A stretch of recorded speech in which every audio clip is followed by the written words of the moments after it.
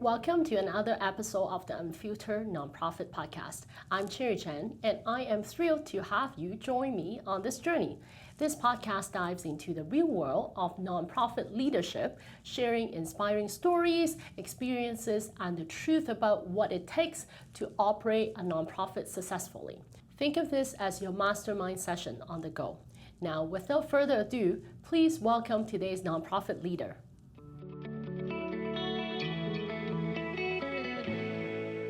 Okay. Hi everyone, welcome to this episode of Unfiltered Nonprofit. Today I have a very special guest, Mr. Tim Hudak from the Ontario Real Estate Association with us today. Welcome, Tim. Good to see you, Cherry. Thanks for having me on Unfiltered Nonprofit. Nice to see you face to face. Yeah, nice to see you. So I know we have a time limit and I wanted to make the best use of it. So I'm going to dive right into all the core questions that I prepared. But before I get there, I wanted to ask this question for a long time. How did you turn from your background, a little bit of experience in politician, to a nonprofit leader? Well, I lost the election. It was, thanks for asking, Cherry. I mean, I was 21 years in provincial politics. I'm from the Niagara region, so I represented southern and western Niagara and parts of Hamilton. And that's how we could do a whole question on how I got into politics. Yeah. It was a matter of being at the right place, the right time, daring to try something rather audacious, a 27-year-old running for office in a riding that had not voted Conservative before, and then working your tail off. And I won that first election in a squeaker, only by about 1,200 votes, and then worked hard, tried to do my best to get things done for people who came to me for advice or for my community, and then I won 5 more elections after that by like 10,000 votes or more each time. Oh, wow. So I got to be Ontario PC party leader, and that was an extraordinary opportunity to fight for what you believe in, the vision you have for the province, a kind of government that focuses on core services and spends within its means. It was an incredible experience. And ultimately, I had a chance to become premier. I got, I think, about 2.5 or 3 million votes, but it wasn't quite enough. And just like in pro sports, there's a time where you need to hang up the skates, move off the ice, and somebody else takes over. And I think Doug Ford now is doing a very good job as our premier. But to answer your question, Cherry, what happened in stage 2, I really like to have a purpose-driven life, a motive to fight for each and every day. And the notion of helping the people who help others find a great place to call home was tremendously motivational, right? I mean, homeownership is such a part of Canadian culture. It is the Canadian dream. It changes you as a human being. It's where you raise your family. Yep. So the mission to help build stronger communities, support our realtors, and creating more Canadian homeowners, that was really compelling. So I threw my hat in the ring when the CEO job came open. I was fortunate enough to be chosen. So I retired from politics and became the CEO of the Ontario Real Estate Association December 1, 2016. Wow, it's been so long. It's flown by, though, I tell you. I know. Like, OREA is a little bit closer to my heart, as I mentioned earlier, because I was a former realtor. I also gave up on my realtor license a couple years ago. I still remember back in the days when I got my realtor license, I had to travel all the way to the OREA office in Toronto. It's in not quite midtown, but it is somewhat like 401 and 404 area. It's a busy area. You got it. I remember waking up at 5:30, drive all the way from Hamilton to take the course.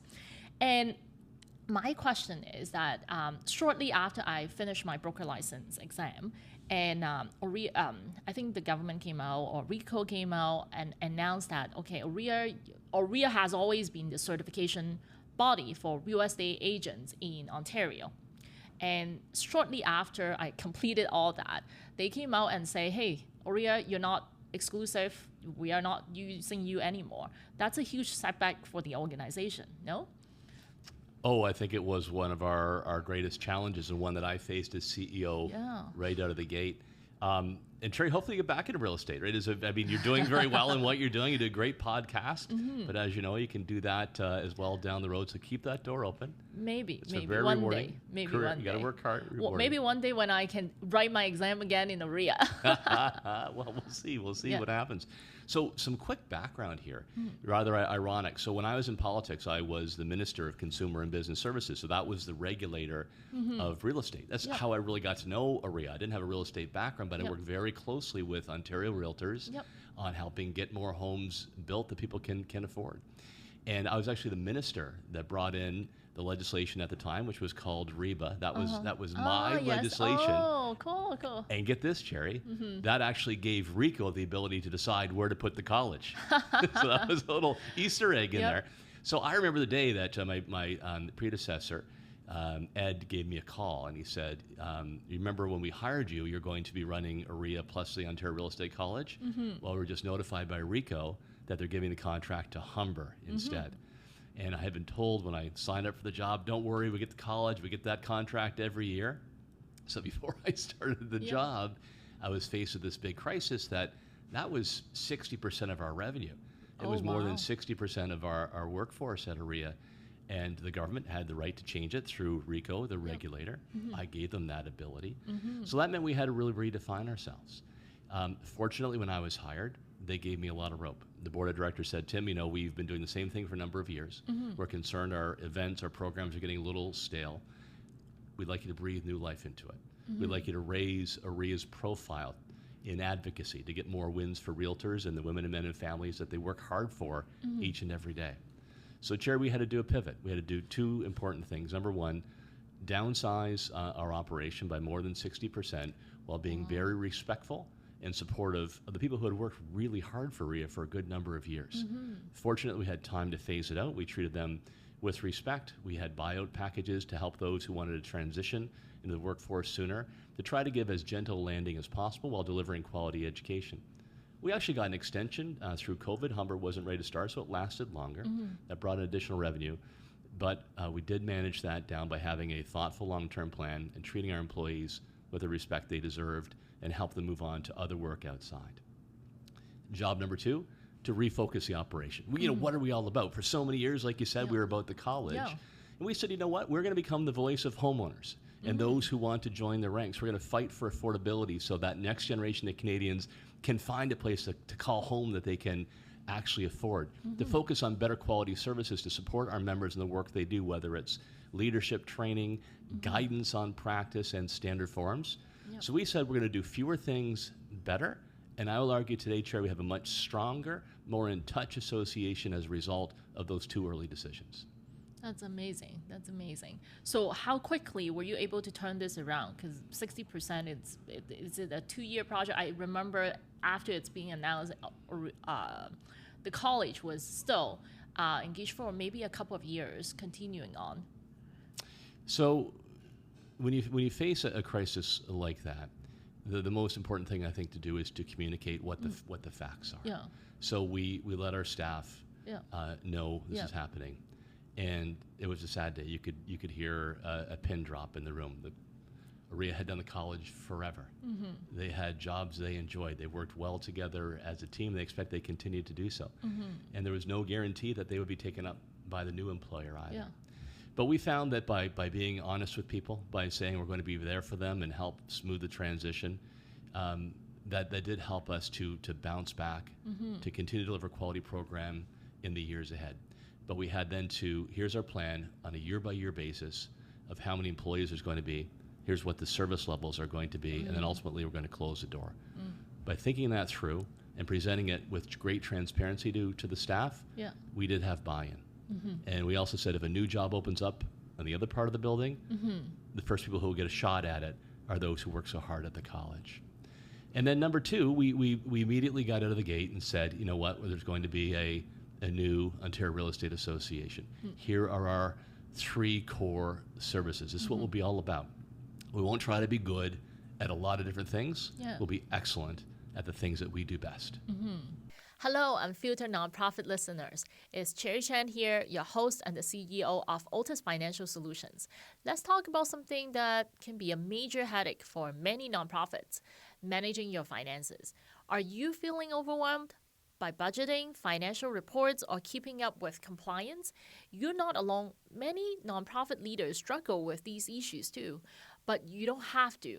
At Otis Financial Solutions, we specialize in making financial management easy for nonprofit leaders and associations leaders. For over 18 years, we've been turning financial stress into peace of mind. Our services are designed to meet your unique needs, from day-to-day bookkeeping to strategic financial planning. Imagine having more time to focus on your mission, knowing that your finances are in experts' hands. If that sounds like something you need, I'm offering a no-obligation 20-minute consultation. Let's discuss your challenges and explore how Otis can help you achieve your goals. Visit nonprofitcfo.ca to book your call today. Let's simplify your financial management together. As you know, I'm very in tune with the real estate industry. My husband is a member of OREA as well. And recently OREA has launched this insurance program. The benefit and insurance program, life insurance as well as dental and medical care program. And truth to be told, a lot of my realtor clients do not have any of those to begin with. I think it's a benefit, but I see also a lot of rumbling among realtors in the realtor communities that I follow anyway, and I also market to, that, hey, we didn't sign up for this. A naysayer, essentially, negative comments about that. How, as a leader and as the leader of the association that launched this program, and you hear these negative comments from the members, how do you handle it? Our listeners are all association leaders and nonprofit leaders, and not all programs are going to be perfect. So you've got a picture in your mind who the program is there to serve. What is your motive in bringing in a brand new program? Yeah. And if you are reflecting the needs of the members and you picture in your mind who's going to benefit, then all that noise on the sidelines and stuff doesn't matter. You can't let it get to you. You will always have, when you try to make major change, you're always going to have those who criticize it. Yeah. But you're going to have a lot of people who quietly are going to benefit from it.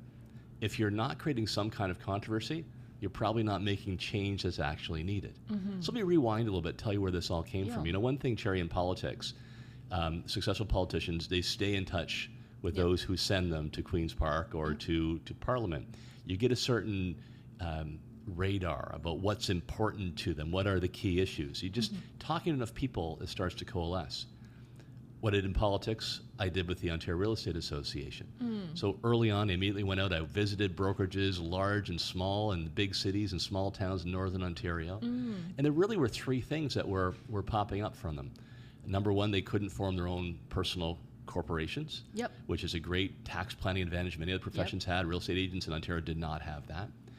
Number two was province-wide sharing of data. No matter where a home or business was listed, wherever you are, you should have access to that to better serve your clients. And number three, a benefits program. Now, because of the work we did, we delivered on personal real estate corporations, over 10,000 of those today. We're moving very closely to have province-wide data. I think that will be in a year or two, mission accomplished. And then the insurance benefits you're talking about. Cherry, we found out that 60% of our members had no health insurance whatsoever. Only a small fraction had any support for mental health in a very stressful time through COVID and after, and 40% had no life insurance. They were putting their lives and their health on the line to serve their clients. It's how hard realtors, how much dedicated they are, but they're putting themselves and their families at risk. So our board of directors, OREA, said, you know what, we want to make a difference. We want to provide a safety net for those who don't have the support. So we brought in a comprehensive safety net, which was life insurance, up to $100,000 in life insurance, critical illness, travel insurance, health coverage for massage or chiropractic care, drug benefits. And because there were 100,000 members we could bring to the table, we got a really good deal people couldn't get. So at the end of the day, sure, there were critics, but man, now over 250,000 services have been rendered. Sadly, we've lost over 80 members since January, but their families now have up to $100,000 to help them to move forward. None of that would be possible if we listened to the critics. I had a realtor with tears in her eyes saying that she loves her profession. That's awesome. And she had with some real major health challenges. And she couldn't get drug coverage, and she was taking chances, just hoping from check to check that she could cover. And she says, now, thank God, I've got that coverage for my family, for my kids, and I can stay in the profession that I love. That's who you focus on. That helps you get through any criticism there may be along the way. That's great. Now, I know that OREA also launched like crazy events, and you have like really crazy names out there, big names out there. A lot of associations out there also launch events, and their events are generally profit making. And when you bring in all these big names, what are the financials look like? And what's the inspiration and motivation for you to start bringing in all these big names and have sold out events every single time? So an event isn't, in my view, an event isn't simply an event that happens for a day or two. It will have, just like dropping a stone in a lake, it's going to have ripple effects that bring other kinds of benefits. I mentioned when I was brought on board, there's a feeling that things had gone a little stale, doing the same thing year after year, because we've always done them that way, and it's fine. The same 250 people come out, and the events, there's no controversy. We said, you know what, we're going to shake that up. We're actually going to have events that are going to attract more people to come, both realtors, those who support the real estate profession, say mortgage brokers and builders, and also public decision makers who we need to influence to get things done, like personal real estate corporations. So here's an early story. Our public affairs conference, we had never had a premier in a history of OREA come to one of our events. So I said, you know what, we're going to roll the dice here. We're going to bring in President George W. Bush. He's on the speaker's trail. I happen to know that Doug Ford is a fan of George W. Bush. And so I said, if we bring Bush, we're going to have a lot of realtors come, but also the premier's going to come. So that costs a lot of money. But you know what? We also had sponsors that wanted to meet George W. Bush. We had sponsors who wanted to be in front of that crowd.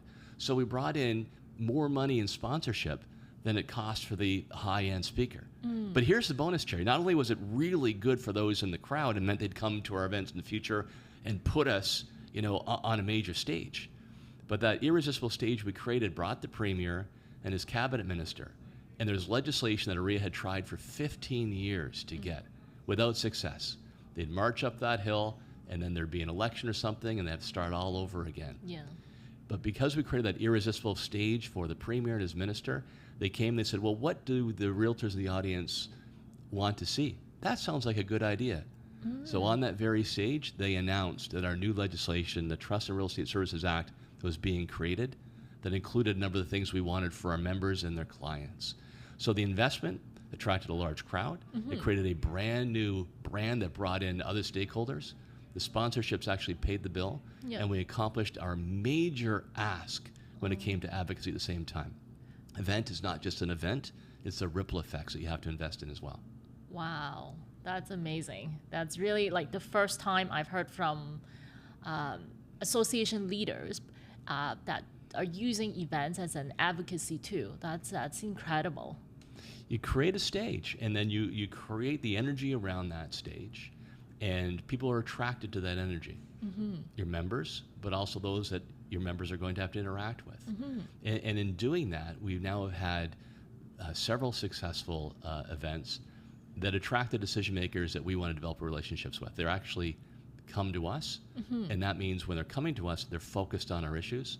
And as a result, we've had now 6 or 7 pieces of legislation all supporting affordable home ownership, one of the key causes our members fight for every day. That's awesome. That's fantastic. So look, Tim, I am so glad to have you here. I know that if we continue our conversation on, we can have it all day long, and I will learn so much from you, but I want to be respectful of your time. And thank you again so much for all the golden nuggets that you just dropped. Literally, you walked in, didn't have any questions prepared ahead of time. I just asked all these questions. Thank you. No, a real pleasure, Jerry. Thanks for what you're doing with Unfiltered Nonprofit and getting the word out to association leaders across Canada, doing a fantastic job. I just hope that we'll see that talent back in real estate sometime down the road. Maybe one day. Thank you. Thanks for your time. As we wrap up, I want to share a bit more about what we do at Otis Financial Solutions.